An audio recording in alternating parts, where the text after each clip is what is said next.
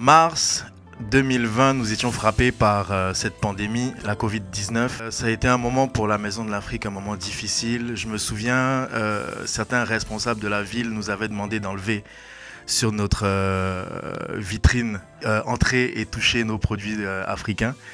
Nous avons perdu pendant un an et demi, presque 2 ans, ce côté humain. Les retrouvailles sont maintenant arrivées et nous avons la chance d'échanger aujourd'hui avec un ami de la Maison de l'Afrique. Je dirais un frère de notre fondatrice, Mariam Sy Diawara. Et comme le veut la coutume chez les Mandingues, je me dois d'appeler Monsieur Yves Alavo tonton. J'espère que ça ne dérangera pas. Parfait. C'est vraiment les valeurs que nous avons, nous, les anciennes traditions africaines, c'est le respect de l'autre. Et ça, c'est une valeur universelle que personne ne va nous apprendre. Et la démocratie, c'est aussi la concertation. Et on a toutes ces valeurs-là avant les Caucasiens et les Européens. Alors, je pense qu'en nous basant sur nos valeurs, on est en bonne voie. Donc j'espère que ça ne dérange pas que je te tutoie. Absolument, sans problème. C'est vraiment ça. C'est vraiment... On a toujours consulté toutes les générations, les hommes, les femmes. On n'est pas dans la question les droits de la personne. Les droits de la personne, c'est inhérent même à la charte du Mandé. C'est la première charte des droits humains, c'est une charte africaine. Ouais. Alors, on a toujours eu ce respect pour toutes les générations, les hommes et les femmes. Alors, on est très bien comme ça. On peut se tutoyer si tu veux, parce que ça, c'est... Ouais, parce que ici, à Réunion de famille, c'est une émission sans langue de bois où on discute un petit peu de tout, on échange sur plusieurs sujets qui touchent les Montréalais et aussi la communauté afro.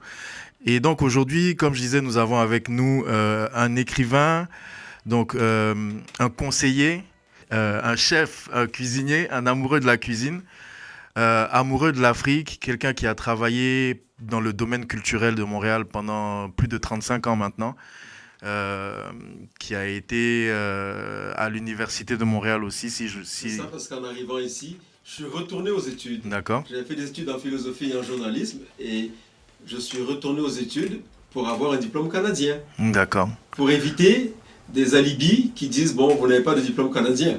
Donc j'ai fait une maîtrise en communication et j'appartiens à la première promotion de maîtrise en communication de l'Université de Montréal. Et la thèse de maîtrise que j'ai présentée, c'est « Analyse des éditoriaux de presse écrites du Sénégal de 1975 à 1981 » pour montrer comment la démocratie et à travers la presse écrite, la démocratie a toujours existé parce qu'on a permis une pluralité d'opinions. Okay. Et les infrastructures coloniales qui se sont imposées sur les sociétés traditionnelles africaines ont changé la donne.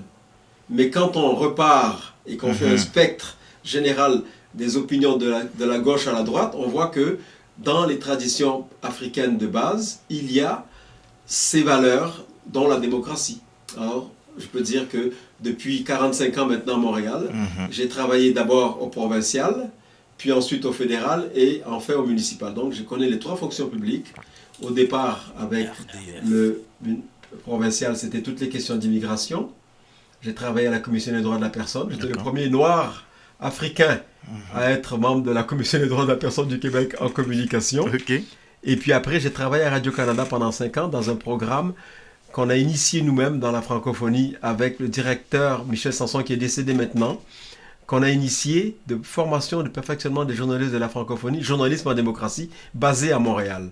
Okay. Et ensuite, j'ai fait 17 ans dans la fonction publique municipale sur les questions de relations interculturelles et de culture, et de montrer et de mettre en valeur l'apport des civilisations universelles, des civilisations du monde qui sont à Montréal, à travers...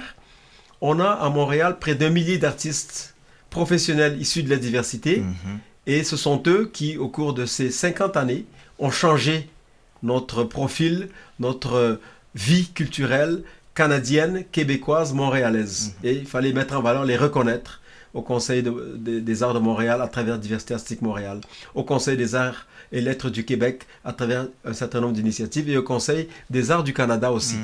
Et c'est comme ça que les questions d'équité, les questions de diversité et d'accessibilité, ce sont les Africaines et les Africains qui ont initié ça. Et c'est de plein droit qu'on doit aussi reconnaître que cette société, les chartes, les conventions qui touchent les droits, c'est aussi un apport des civilisations négro-africaines ici à Montréal.